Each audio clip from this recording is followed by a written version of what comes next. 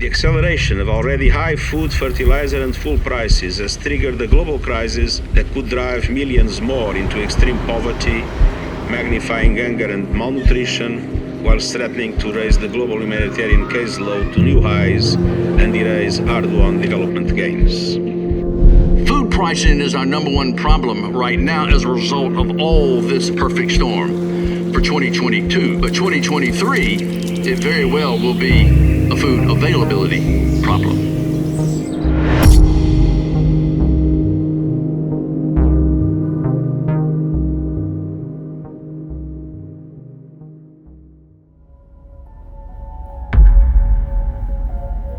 What's the one thing that we all have in common? It's food. We need it, we enjoy it, and it brings us together. But right now, accessing affordable and nutritious food is becoming more and more difficult around the world. We've found ourselves living in a global food crisis. Millions upon millions of people, in fact, 345 million people today are suffering from hunger at a crisis level. Since early 2022, we at WFP already warned that this would be a year of unprecedented hunger. The pandemic's economic consequences play a huge part in hunger rising to unprecedented levels. At the same time, climate shocks continue to destroy lives, crops, and livelihoods, and undermine people's ability to feed themselves. Meanwhile, conflict keeps waging war on everyday life. As the biggest driver of hunger, currently 60% of the world's hungry live in areas afflicted by violence. In Ukraine, the war has transformed what was the breadbasket of the world into a major humanitarian aid recipient. Before the war began, Ukraine produced enough food to feed 400 million people per year. But when the war started, Ukraine's food exports all but stopped, trapping corn and wheat inside the country. You know what is really interesting is that our markets for exporting food are highly concentrated. What that means is that less than 10 countries export 80-90% of total exports of crops like wheat, corn, rice, soybean. So when any shock happens to one of these 10 countries or less, we see a disproportionate effect around the world. It's likely you're already feeling the impact of the crisis, whether that's seeing higher food prices during your weekly shop or finding limited supplies in the supermarket. Before the war in Ukraine started, prices of food commodities were already at a 10-year high. Prices of fuel commodities were already at a 7-year high. And now on top of that, because of the war, things were not moving as they were supposed to out of the Black Sea. And this is troublesome, not only for the poor countries, but also for rich countries. Look at the United States, 8.5% inflation hasn't happened in decades. Look at UK, 10.1%. So if our advanced economies are suffering as they are, what to talk of poor net food and fuel importing countries?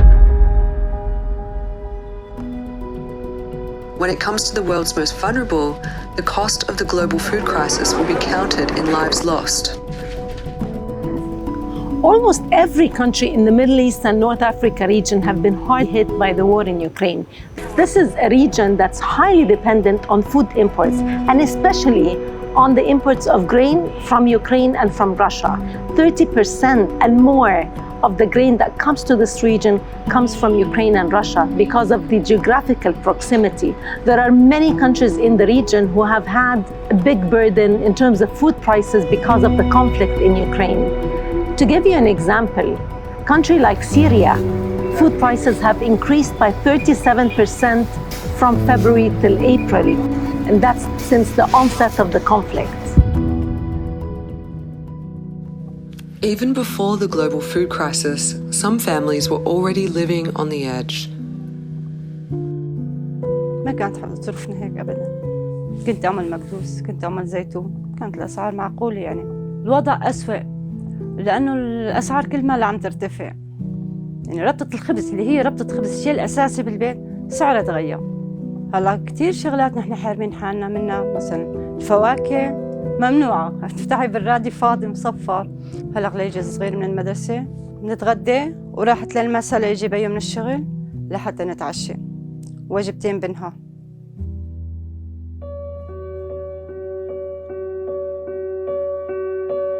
The global food crisis we're facing is being worsened by the energy crisis and the fertilizer crisis that are also occurring, leaving millions of people at risk of hunger and unable to afford a basic meal. What we don't want for sure is that today's affordability crisis turns into or becomes tomorrow's availability crisis. What I mean by that is that today, if you have money, you can buy food. But if you don't sort out a few things right now, tomorrow, even if you have money, it won't be enough to buy food. What are those things to sort out? We need to make sure that the next agricultural season is a good one. That requires agricultural inputs, especially fertilizer. And if that doesn't happen, our affordability crisis, which is bad enough as we can see around the world, turns into an availability crisis, meaning that food will be even less affordable for millions upon millions of people around the world. I like to say that when WFP is setting records, that doesn't sound great for the world. In 2020, we assisted about 116 million people. In 2021, we assisted about 128 million people. That's the highest in our 60-year history.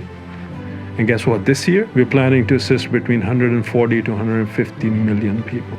But in order for that to happen, WFP needs funding because we are voluntarily funded. And two, we always need access. And when we have both of them, we can do the job. Right now, WFP's response focuses on three key things: providing emergency food and cash assistance and nutrition support to prevent millions from dying of hunger, supporting national social protection systems, and strengthening food systems. It's clear we all need to work together and fast in the face of today's global food crisis.